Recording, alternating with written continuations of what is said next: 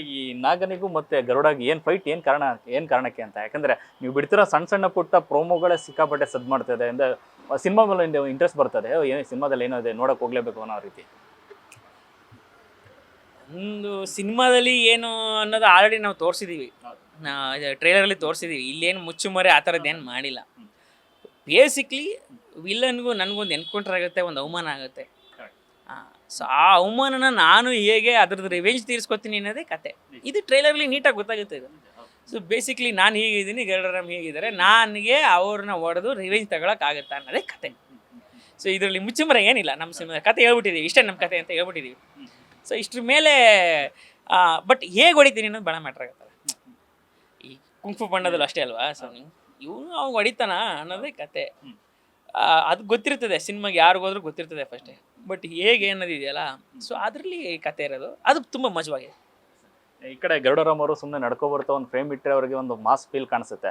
But ಅವ್ರಲ್ಲಿ comedy ತಗ್ಸೋದಿಲ್ಲ. ನಿಮ್ಮ ತಂಡದ ಒಂದು ದೊಡ್ಡ ಒಂದು ಧೈರ್ಯ ಇದೆ ಆ್ಯಕ್ಚುಲಾಗಿ ಅವ್ರನ್ನ ಇಟ್ಕೊಂಡು ಕಾಮಿಡಿ ತಗ್ಸೋದಂತ ಹೇಗೆ ವರ್ಕ್ ಆಯಿತು?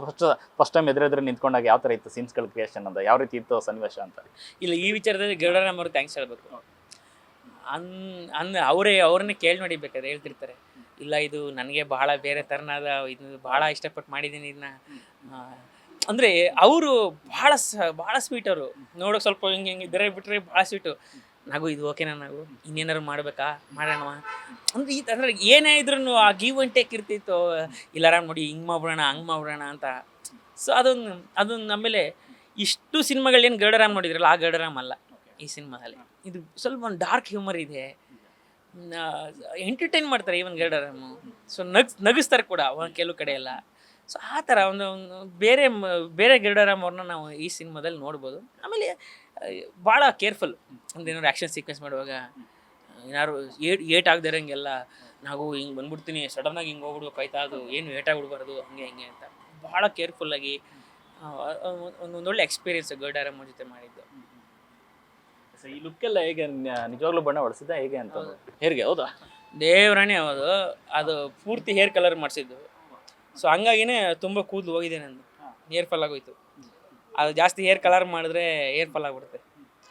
ಸೊ ಒಂದಷ್ಟು ಎಲ್ಲ ಕೂದಲುಗಳು ಹೋಯ್ತು ಇದರಿಂದ. ಎಷ್ಟು ತಿಂಗಳು ಮೇಂಟೈನ್ ಮಾಡಬೇಕಾಗಿತ್ತು? ಅದು ಅಂದರೆ ಇವರು ಶೆಡ್ಯೂಲ್ ಥರ ಏನೇನೋ ಮಾಡ್ತಾಯಿದ್ರು. ಫಸ್ಟ್ ಶೆಡ್ಯೂಲ್ ಮಾಡಿದ್ರು, ನಂತರ ಬೇರೆ ಮಾಡಿದ್ರು. ಆರ್ಟಿಸ್ಟ್ಗಳ ಅವೈಲೇಬಿಲಿಟಿ ಇಂಪಾರ್ಟೆಂಟ್ ಅಲ್ಲ. ಸೊ ಈ ಶೆಡ್ಯೂಲ್ ಮಾಡಿದ್ರು. ಸೊ ಈ ಥರ ಒಂದು 4-5 ಸಲ ಹೇರ್ ಕಲರ್ ಆಗ್ತದೆ. ಅದು ಬರೀ ರೂಟಿಂದ ಹಾಕೋದಲ್ಲ, ಕೂದಲು ತುಂಬ ಎಫೆಕ್ಟ್ ಹೊಡಿಯುತ್ತೆ. ನೀವು ಮಾಡಕ್ಕೆ ಹೋಗ್ಬೇಡಿ ಆಮೇಲೆ ಪಿತ್ತಪ್ಪಿ. ಬೇಡ ಬೇಡ ಬೇಡ.